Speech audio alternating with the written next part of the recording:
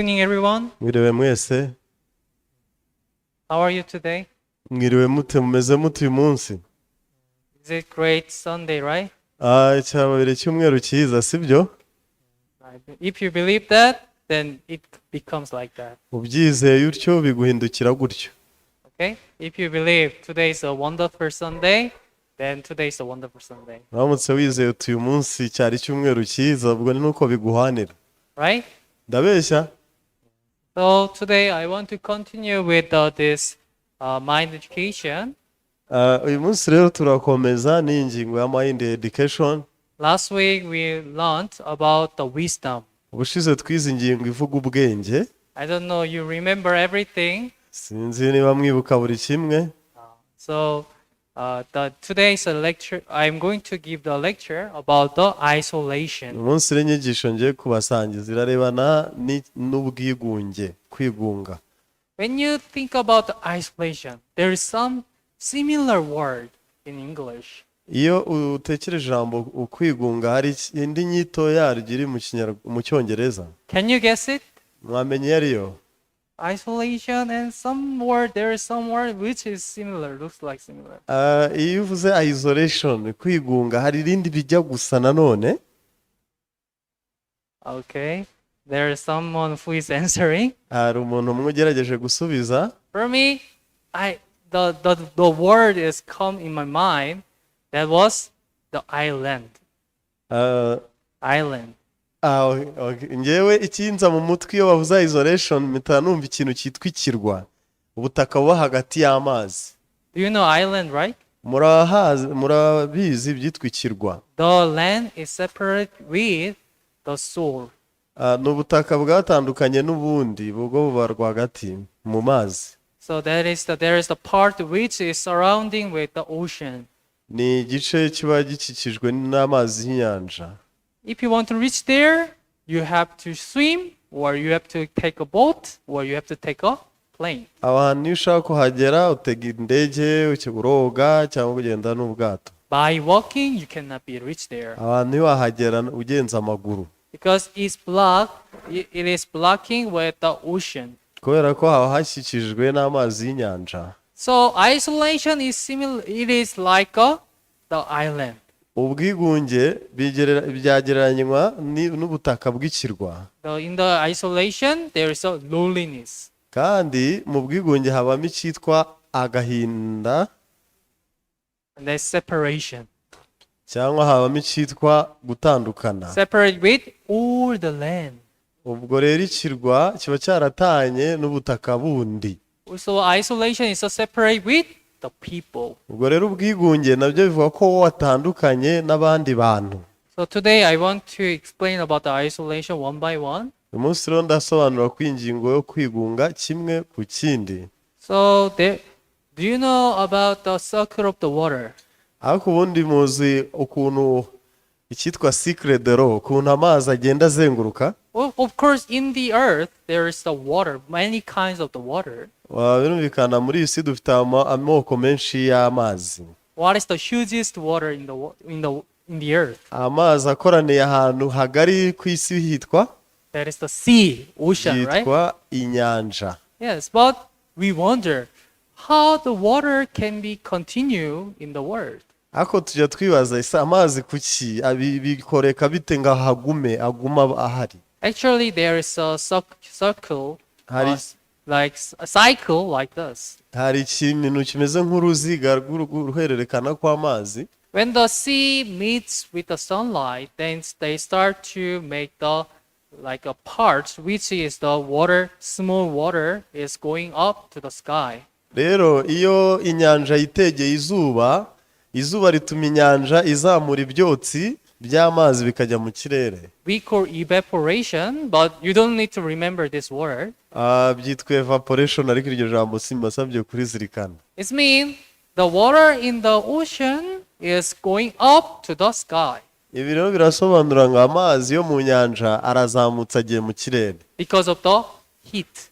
Kuko amazi yacanyweho n'umuriro w'izuba. And this particle of the water start to combine each other. ya mazi rero yo mu kirere atangira guhuzwa na bya bicu byazamutse biva mu nyanja. We call condensation. Icyo cyo cyitwa condensation. It means they're making the cloud. Ubwo ngo byaremye igicu. When the clouds become thick and thick, rero iyo igicu kimaze kugagara, then the cloud become very heavy. No kwegerana kiraremera. And then they start to make the rain. Hanyuma kigashonga kigatangira kuduhindukira imvura. So the rain is dropping on the land. Hanyuma rero ya mvura igwa ku butaka. And then they make the creeks. Like it is like a small water flowing. Bigakora amazi atemba, imivu. And then this water is combined together, it becomes this stream. Aya mazi rero yakoraniye hamwe yitwa ibidendezi. In the mountain, I don't know, have you ever been in the mountain? There is a water flowing. It's a small water is flowing. Sinzi niba mwarageze mu misozi miremire burya habamo amasoko y'amazi ahora atemba. Yes, we call stream. Ayo twita amasoko. And the stream mix together. Ayo rero nayahurira hamwe. They mix together and then they become river. Iyo akubitanye ahita akora umugezi utemba. The river flow to the ocean. Burya rero imigezi bitembera mu nyanja ngari. So and then it is continue. Ubwo rero ibyo nibihoraho. The water of the ocean is going up to the sky and make the cloud. Mazi y'inyanja zamuka mu kirere agahura n'ibicu. And then they make the rains. Bikarema imvura. And it is combined in the rivers. Imvura ikagwa ikarema imigezi. Through the cycle of the water, then you can see the water is flowing all the earth. Rero iyo binyuze mu urwo ruhererekane cyangwa uruziga rw'iby'amazi tuvuga ko amazi ahora atemba azenguruka isi. Why this process need in the world? Ese ibi byabereyeho iki mu isi? Because there is a very important character in water. Nuko burya mu mazi harimo ikintu runaka kidasanzwe. When the water flows, and then the water becomes clean and fresh. Burya amazi yatemba nibwo aba amazi meza kandi akaba y'urubogobogo. Then that is the character of the water. Icyo nicyo kiranga amazi. But what if they stop because of the dam? Ariko reka twibaze nk'uwo amazi atatembye agakoranira hamwe. The dam blocks the river.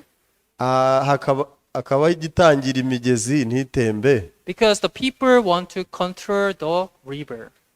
Bitewe nuko abantu bashatse kugenga iby'imigezi. And then when people need to use the water, and they open the gate of the dam.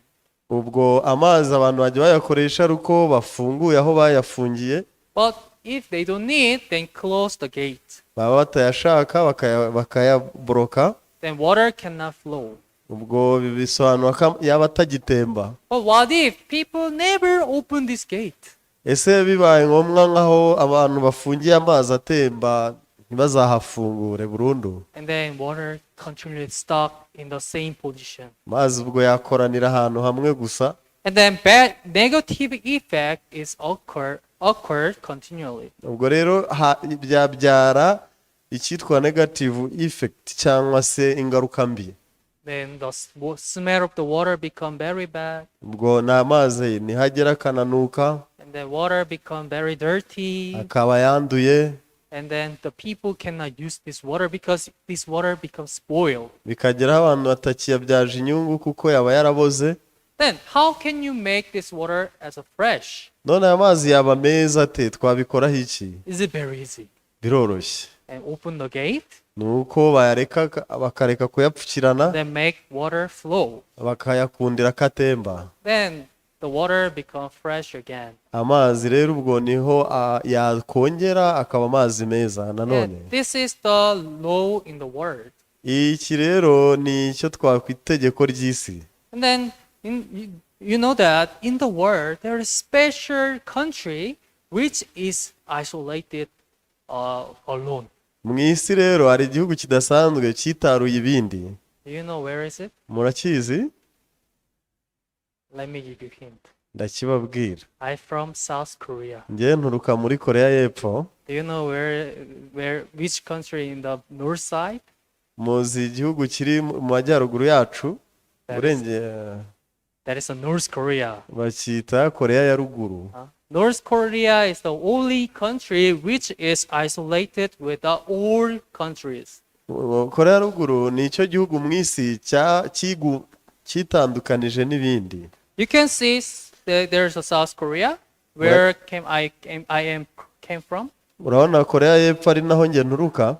And then there is a North Korea. Urayibona North Korea. And then there is China. Urabubona Ubushinwa. The North Korea is between with the China and the South Korea. Rero urabona ko ibangikanye n'Ubushinwa na Korea y'Epfo. But they don't make the relation with other countries. Ariko ntibajya bagirana ubusabane n'ibindi bihugu. And then they have special system in the country. Kandi bafite system cy'imikorere idasanzwe mu gihugu cyabo. Do you know the name of the leader of the North Korea? Muramuzi umuntu uyobora Korea ya ruguru? His name is Jong-un Kim. Yitwa Kim Jong-un. And then his father is a Kim Jong-il. Se yitwaga Kim Jong-il. Yes. You can see the statue of made by the bronze. Dore ibishushanyo byabo biremwe mu mabuye. They are the God to the people of the North Korea. Ubu izi nizo mana za Korea ya ruguru. They need to worship for it. Abantu basabwe kubiramya. Every day they clean it. Kandi buri munsi bajya kubikorera isuku yo kubyoza. And then when they pass away of front of the statue, they need to bow first. Rero iyo bahageze babanza kubyunamira. Because if you don't, then the police can catch you. Iyo utabikoza abapolisi baragufata. Because of that, every people in the North Korea, when they pass through in front of the statue, they bow. Umuntu wese wo muri Korea ya ruguru yanyuze iyo nzira yaho biri asabwe kubanza kunama. This means they are showing their respect to the leader of the North Korea. Ubwo ngaba yeretse icyubahiro agomba abayobozi ba Korea ya ruguru. Even there's only one channel in television. Kandi habayo shene ya televiziyo imwe yonyine. The people, they cannot watch any channel. Abantu bategetswe kutagira izindi shene bakurikiraho amakuru. If they want to watch the TV, then there's only one channel. It's called 조선 중앙 TV. Iyo bashatse kureba televiziyo bareba iyo televiziyo avuze. And every day they are showing the goodness of the North Korea. Kandi iyo televiziyo inyuzwaho ubwiza bwa Korea ya ruguru byonyine. And then they blame the other country. Hanyuma kandi hakabaho kunenga ibihugu bindi. And then the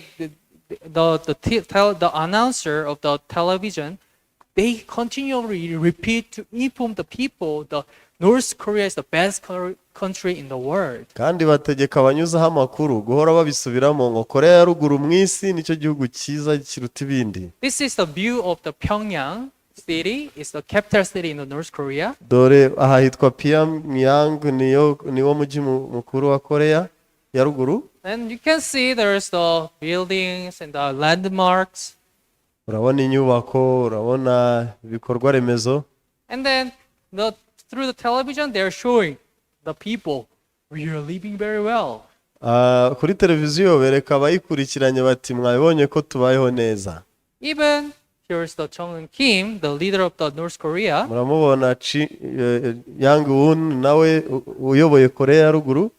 They pleased with the leader, and then they said, because of his effort, because of his power, the North Korea can live very well.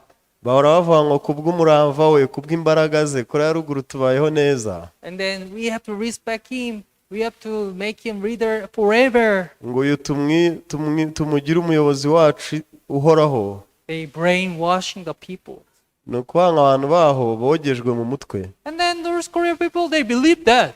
Kandi byararangiye abakoreya ya ruguru nuko babyizeye. Yes, our country is the best country. Bati igihugu cyacu ni cyo cya mbere ku isi. Our leader is the best leader. Ngo n'umuyobozi wacu niwe mwiza kuruta abandi. And then people think this is the image of the South Korea.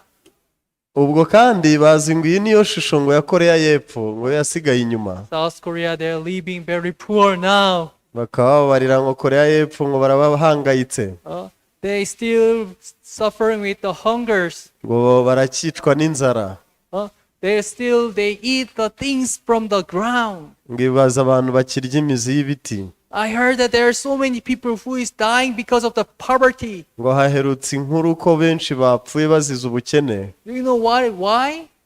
Muzi impamvu? Because of the United States America. Ngo kandi bazize Korea, ngo bazize ngo Amerika yunze ubumwe. Then our enemy is the USA. Ngo kandi ngo Amerika twebwe nibo banzi burya. America, they possess the South Korea and they are suffering now. Ngo dore Amerika yigaruriye Korea y'Epfo none dore biyikozeho iguwe nabi. We need to fight with them. Mureke turwanye Amerika. We need to make the free from the America. Ngo reka twibohora Amerika tugume mu mudendezo. They blaming the America. Bahora batuka Amerika. And they always there want to demonstrate how the America is awful. Bahora bakora imyigaragambyo yo kuvuga ko Amerika itaboneye. I don't think you can read the Korean. Sinzi niba igikoreya muzi kugisoma. But there's better said that America is a murderer.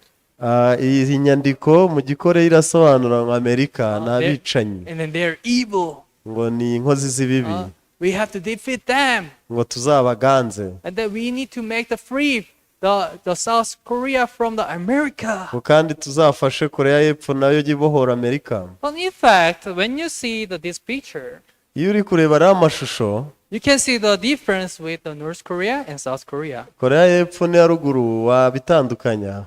Actually, the North Korea, apart from the Pyongyang city, the capital city, most of the land is empty. Ubundi rero Korea ya ruguru ukuyeho uwo mujyi mukuru wa Pyongyang, ahandi ni nko hatanaba abantu.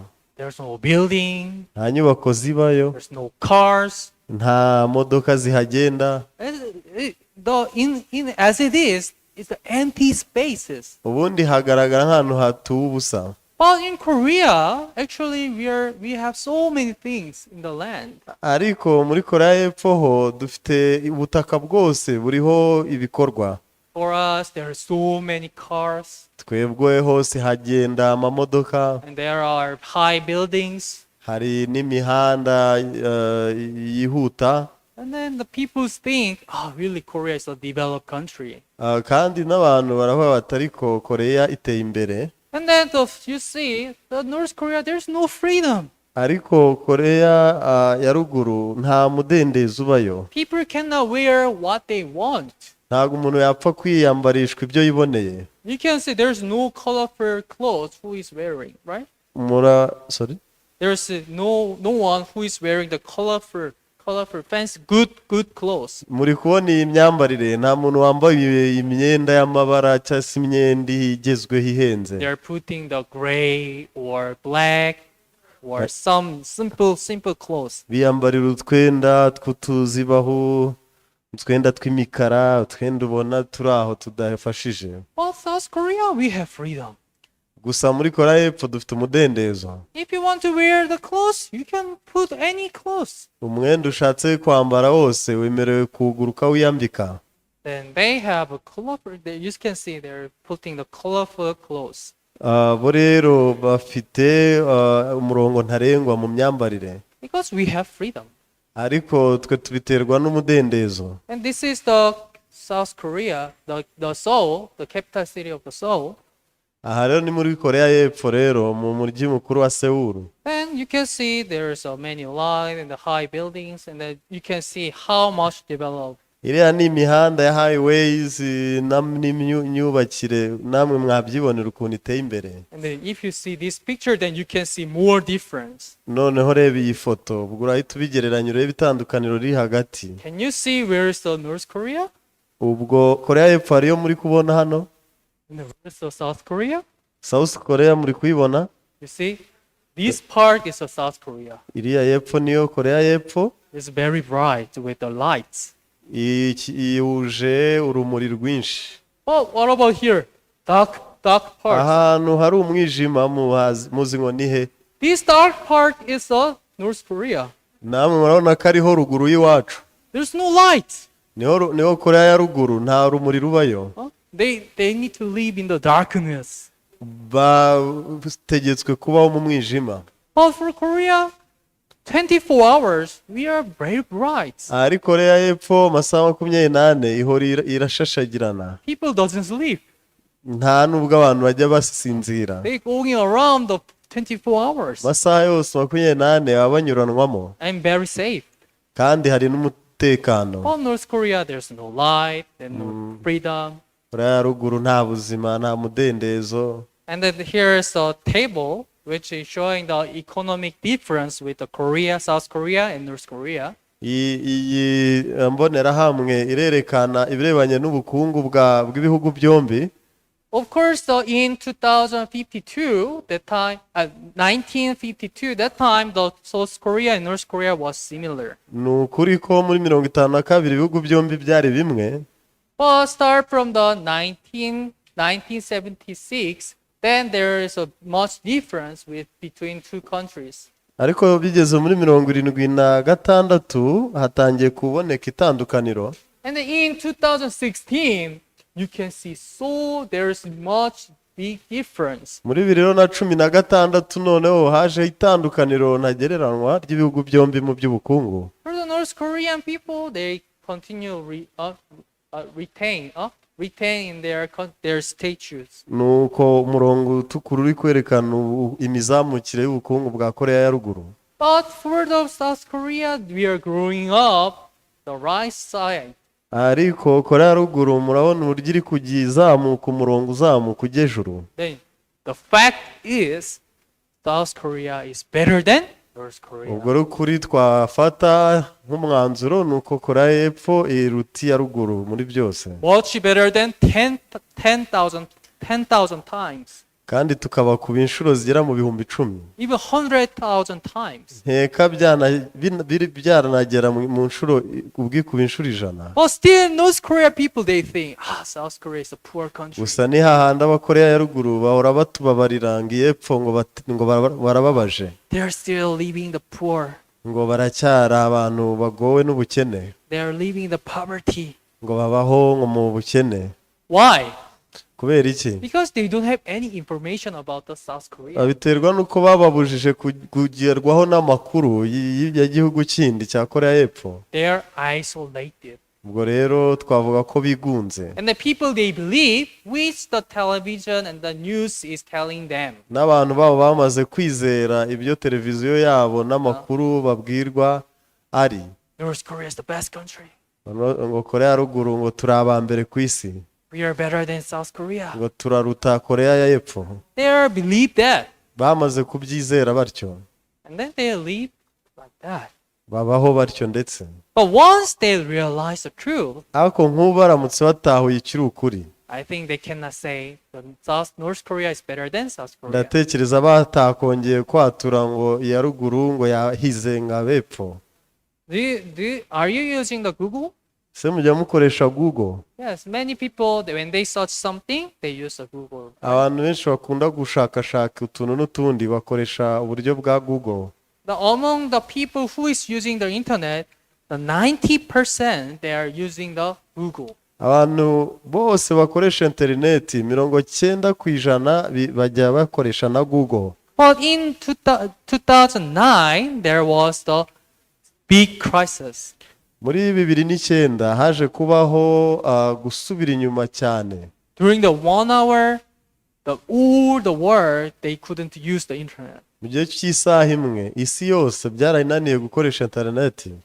Then, so the people start to investigate what happened. Abantu batangiye kugenzura icyabaye. There was the manager who controlled the site which is harmful. Hari umuntu wa controlaga site, like a harmful site, which is not good site, like you cannot enter there. Wakoreshaga site iteye inkeke. That manager blocked the site, which is not good for entering. Hanyuma managers ba internet bagenda babloka izo site ziteye inkeke. But because of his mistake, he put a slash he put the slash in the list on the harmful site. ariko ku bw'ikosa hari akantu k'akadomo yashyizemo. It means you can see all the website they are using the slash, right? Murabizi ko website zose zikoresha kariya kantu k'akadomo. But he put the slash in the list, then because of that, all the site is blocked. Hanyuma ku bw'iryo kosa site zose yarazihagaritse. Because of that, nobody couldn't use the internet during the 1 hour. Ubwo byari bisobanuye mu gihe cy'isaha yose abantu bari byabananiye gukoresha interineti. So if it is blocked, then people cannot enter the website. Niba rero website ziborotse, umuntu wese uri bwinjire muri site yiwe ntabwo ari bubashe kubigeraho. So actually, the heart is connectable. Imitima rero buriya mu by'ukuri nayo igihuzwa. Heart can connect each other. Umutima ushobora guhuza n'uwundi. One's heart can connect with another heart. Umutima w'umwe ushobora guhuzwa n'umutima wundi. Through the conversation, bishobora kunyura mu biganiro, through the activities, bishobora kunyura mu bikorwa bari gukorera hamwe, through the life in here. kandi bishobora no kunyura mu buzima bari kubanamo. We call socializing, right? Bishingiye ko basabanye. But because Ariko- of the one things in the pain in their heart, ariko bitewe n'ikintu kimwe, bitewe n'umubabaro ushobora kuba mu mutima w'umwe. I don't know what happened, but sometimes the pain occur our heart because of the relationship. Sinzi ikibitera, ariko rimwe hari igihe umubabaro uza mu mutima w'umuntu. The relationship between friends, relationship with the family, or relationship with the co-workers. Birebanye n'imibanire y'umuryango, y'amashuti cyangwa abakorana mu kazi. And during that time, they got the pain. Hanyuma muri ibyo bihe bose hakabaho ko imitima yabo ibabara. Because no one has the same heart. Kuko nta n'umwe uba uhuje n'undi umutima. Because of that, they have another opinions. They fight sometimes. Bitewe n'uko bari kunyuranya ibitekerezo, hari n'abahacakirana bakarwana. But once the heart has a pain in their heart, Igihe rero umutima wagize umubabaro, they make the protection. burya iyo umwe yababaye baba bamaze gushyiramo ikikuta. They block the relationship with the wall. Ubusabane bwabo baba bamaze kubushyiramo hagati y'igikuta kibatandukanya. So because of this wall, the heart cannot connect with another heart. Bitewe n'icyo rero umutima ntuhuzwe n'uwundi. And then they try to restore their heart. Sorry. They try to restore their heart. Bakagerageza rero kongera kugarura ubusabane. Well, actually, that is not solution. Ariko ibyo ntibiba bibaye igisubizo. And now the heart is closed totally. Ariko umutima noneho wagiyeho ingufuri burundu. Then you can see the rock, right? Muri kubona ingufuri. Then because of this lock, the wisdom and then the knowledge and the opportunity, guidance cannot enter in the heart. Uyu mutima ufunze ntiwinjirwamo n'ubwenge n'ubumenyi n'amahirwe ndetse n'ubuyobozi runaka ntibiba bikiwunyuzemo. Actually, we can get the wisdom from other people. Mu by'ukuri ubwenge dushobora kubuhaha kuri runaka wundi. Even we can get the opportunity from the other people. Hari n'amahirwe y'ubuzima twabonera ku wundi. But because the heart is locked, then anything cannot enter. Ariko bitewe n'uko umutima ufunze hari ikintu kiba kitakinjiye. So we call this isolation. Aho rero niho tugera tukabyita kwigunga. The statement which cannot enter anything. Aho ni igihe umutima cyangwa umutima utakinjirwamo n'icyo ari cyo cyose. But in our life, mu buzima bwacu there's many things happening. hari byinshi biba. For example, in the America, sometimes the hurricane is occur in the land. Muri Amerika hari igihe hajya habaho umutingito. The hurricane destroy everything. umutingito ukaza ugasenya ibintu byose. Hurricane destroyed the house, Umutingito ugasenya inzu, destroyed the cars, ukamenagura amamodoka, even kill the people. ukanagira abantu uhitana. Though the hurricane is related with the water, Kandi related with the water, kandi burya umutingito hari aho uhurira n'amazi, because the hurricane also occurred the flood. kubera ko umutingito ujya uzana n'icyitwa umuhengeri. And there's someone who lost everything because of the hurricane. Hari n'abantu babura ibyabo byose bitewe n'umutingito, And then he knows it is related with the water. ubwo rero akanabimenya aho byahuriye n'amazi. And then I think he is hating with the hurricane, right? Ubwo rero baba bababajwe n'umutingito, nibyo. But do you think can he stop use the water in his life? None kubera umujinya w'umutingito ubwo banahagarika ikoreshwa ry'amazi mu buzima bwabo bwose. Although he lost everything because of hurricane, but he cannot stop to use the water. Nubwo ashobora umutingito cyangwa umuhengeri ushobora kumutwara ibye byose, ntazahagarika gukoresha amazi. Because if he don't drink, he die. Kuko aramutse atanayanyweye ubwabyo And then yapfa. he cannot wash anything. Nta n'icyo yaba cyongeye gukorera isuku. Even though the hurricane took everything from him, but he have to use the water continually. Nubwo rero umutingito wamutwara ibye byose, aba ategetswe n'ubundi mu buzima asigaranye guhora akoresha amazi. And then there's the wood fire. Cyangwa se tubare umuriro. In the forest, the fire occurred. Mu ishyamba hari igihe habaho umuriro, And this fire is very strong. kandi uyu muriro ukaza ufite ingufu. It can burn everything. Umuriro hari igihe ugutwikira buri kimwe. There's another person who lost everything because of the fire. Reka tubare ko hari uwabuze ibye byose abitewe n'umuriro. Then, do you think, will he not use the fire anymore? None ubwo ntacyongere gukoresha umuriro ukundi ngo kuko wamuhemukiye. Oh, I lost everything because of fire. Ngo yitwaje ngo byose narabibuze bitewe n'umuriro. So I decide that I will not use the fire anymore. Yarangiza ati nanzuye kutazongera gukoresha umuriro ukundi. Do you think is it possible? Mutekereza ibyo byabaho? No. Ntago bibaho. Even though he lost everything because of fire, but he had to use the fire because of the everything. Nubwo yabura ibye relate with the byose fire. bitewe n'umuriro, ariko azama akoresha umuriro aho bizaba ngombwa hose. Without the fire, he cannot use the light.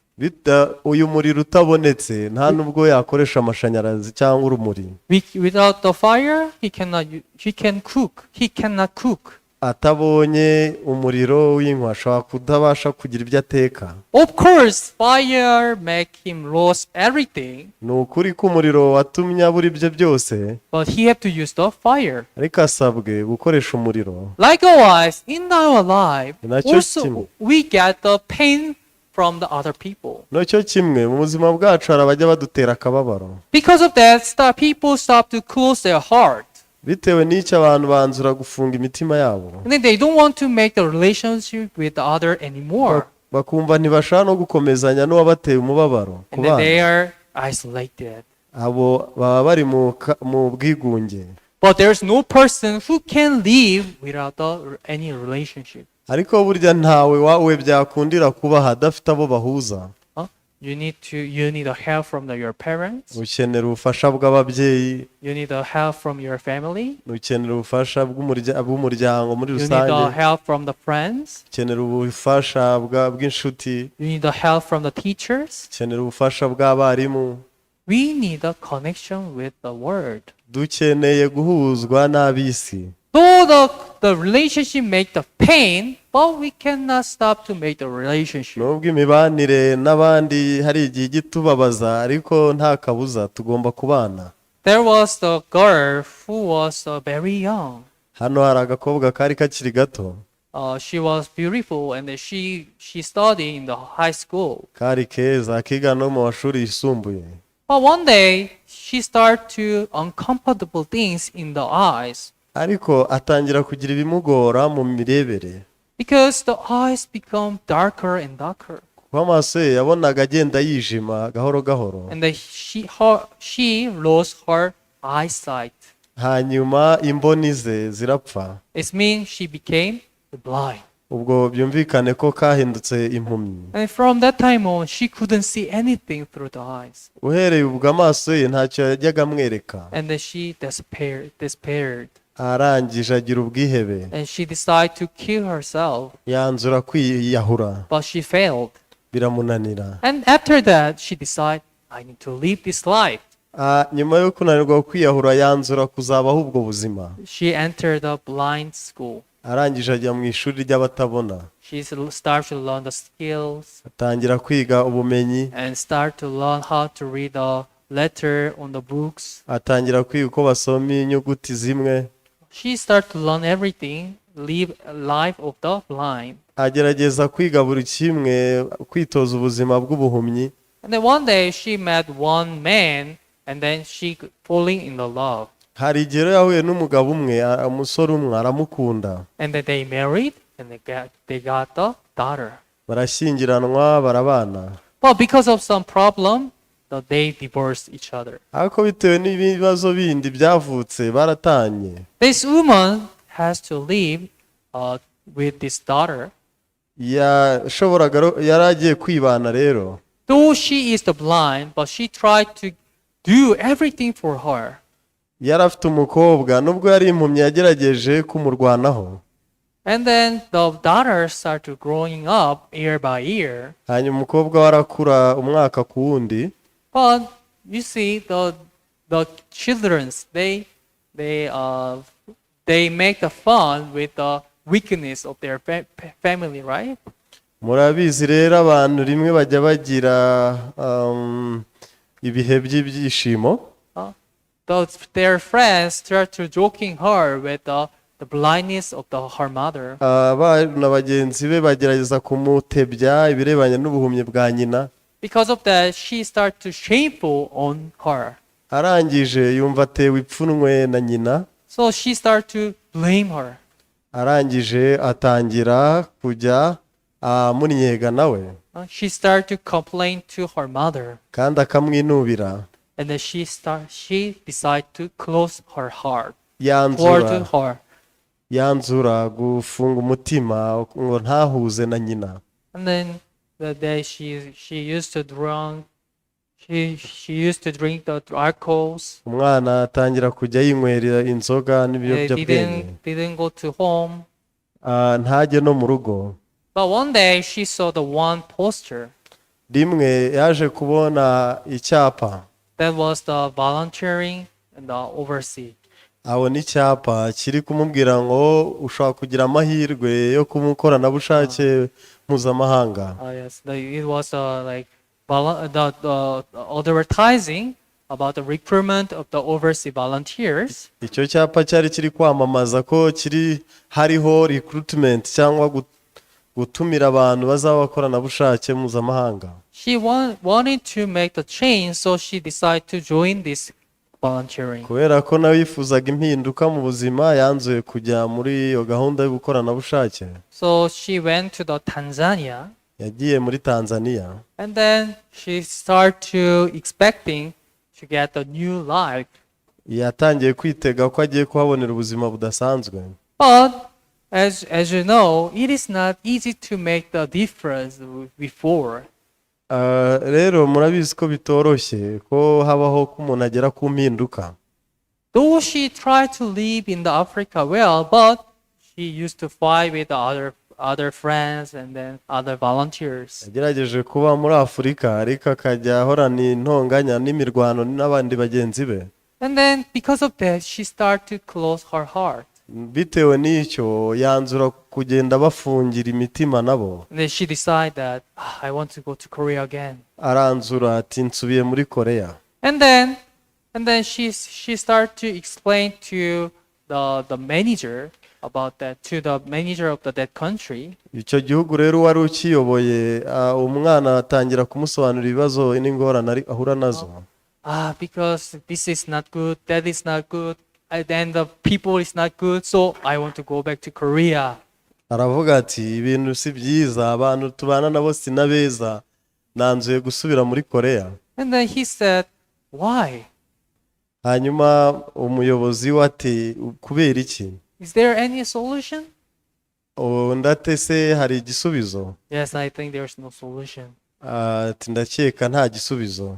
But he said, but I want to listen from you. Well, what make you to stop to accept the other's heart? Aramubwira ati ariko ndashaka guha umwanya mbanze nkumve kuki udashaka kwakira iby'abandi. So she started to explain to him one by one. Atangira kumusobanurira ingingo ku yindi. I had a weakness of my mother. Ati nagize ingorane za mama. And the people, they don't want to be close with me. Abantu ntibashatse kunga ubumwe nanjye. Because of that, I decide to close my heart. Bitewe n'icyo nanzuye kuba njyenyine umutima ufunze. And I thought that if I come to Africa, then I can make the change. Nyuma ntekereza ngo ninjya muri Afurika nibura aho nzabona impinduka. But it was not. Ntibyampiriye. But the manager listened all of things. Hanyuma umuyobozi we yumva buri kimwe. Then he replied, aramusubiza. Okay, I understand of your situation. Ati ibihe wanyuzemo nabyumvise. But have you ever think about your mother? Ariko waba warigeze ufata umwanya ngo utekereze kuri mama wawe? I think she had a very difficult time because she was not blind before. Ati ndatekereza yaragize ibihe bimugoye kuko yakuze atari impumyi. But after she became the blind and then she has a daughter, then how hard to live in this world? None amaze kuba impumyi agira umukobwa, ese urumva yarabaye hate? Of course, you got the many discouragement because of the people. Yego nawe abantu batumye utenguhwa. But have you ever think about your mother? Ariko wigeze ufata umwanya utekereza kuri mama wawe? And then the daughter started to think about her. Uwo mukobwa nibwo yafashe umwanya aribyibazaho. And she realized, my mother was more suffer because of this. Aravuga ati ahubwo mama umugani yararushye cyane byaramubabaje ibintu kundusha. Why did I close my heart toward her? Ubundi ubu namufungiraga umutima nshingiye kuki? Because I thought myself, I was selfish. Nabitewe no kwitekerezaho nari umuntu wikunze gusa.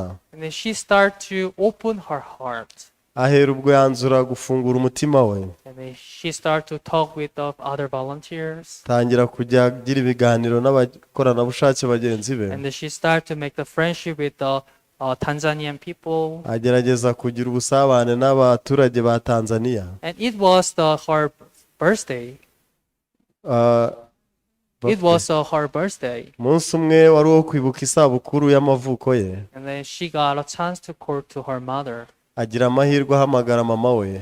And then she started to explain what is happening in the Tanzania. Atangira kumusobanurira ibiri kubera muri Tanzania. And then she expressed her heart to her mother. Atangira no kumubwira ibiri ku mutima we.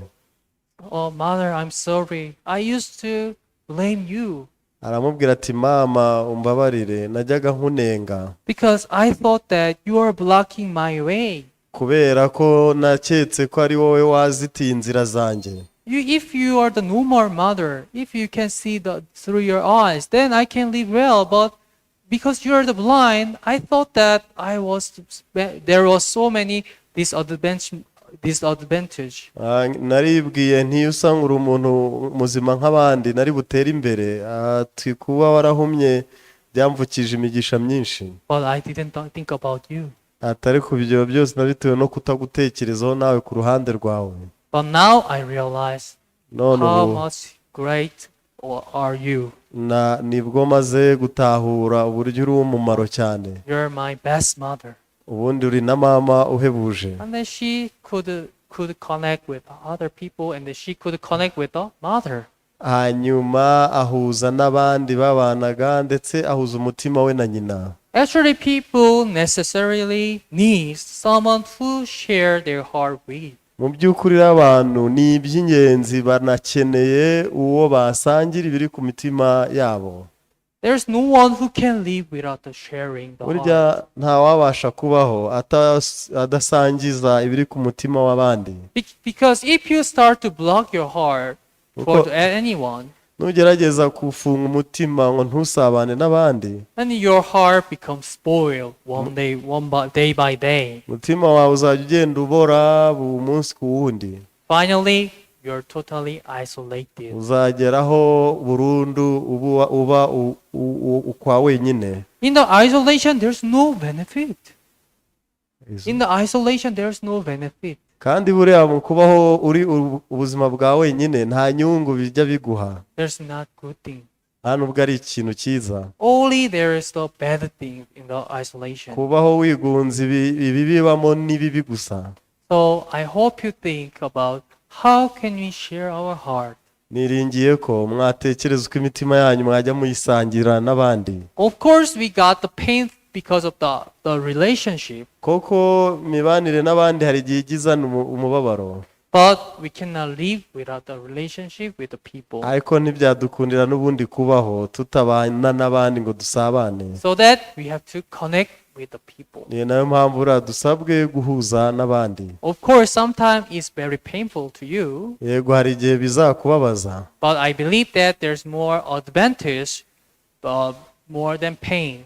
ariko ndabizi iby'inyungu nibyo byinshi cyane kuruta iby'ako kababaro k'agahe gato. There's more opportunity than pain.